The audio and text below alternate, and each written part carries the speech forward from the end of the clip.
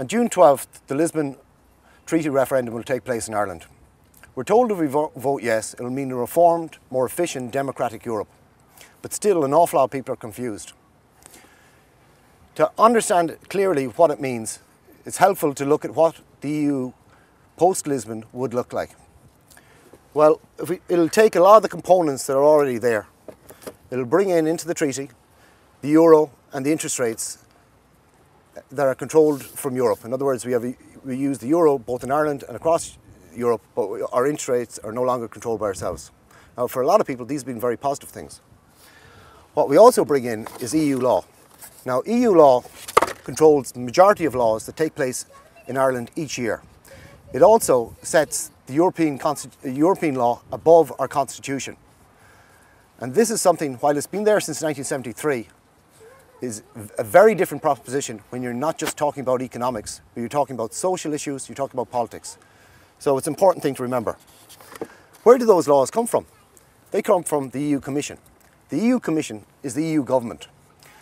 And it's unelected, but it is the sole place where laws come from. So remember, most of the laws that are passed in Ireland each year originally originate with the EU Commission, not the Parliament. They can approve them, they can reject them, but they come from here. Now, they're helped by expert groups who have very strong connections with industry and that people do not know about. The EU also will have its own military.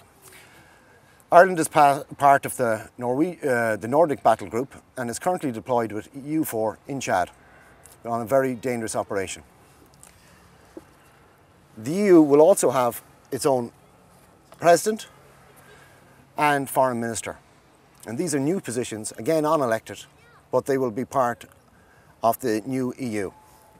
One of the most important elements of the new EU is it's basically been established for the first time. This is a brand new legal entity that will have the same status as any state. It will have its own embassies worldwide. There's current plans for 160 embassies. It will be able to have treaties, not just economic, but also political treaties. And it will be able to join any international organisations, obtain a seat in the UN. Now, when you combine all these components, you get a picture of what the new EU will look like.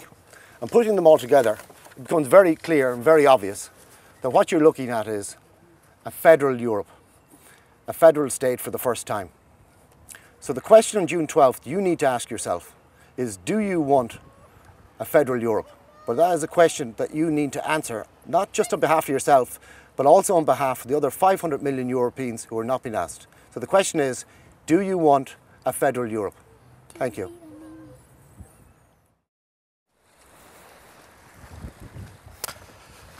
But we're told not to worry because one of the reforms introduced is a citizens' initiative which allows up to 1 million people petition the Commission to create a new initiative.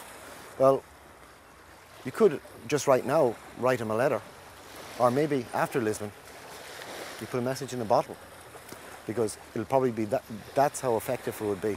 It's pointless. The Lisbon Treaty creates a federal Europe.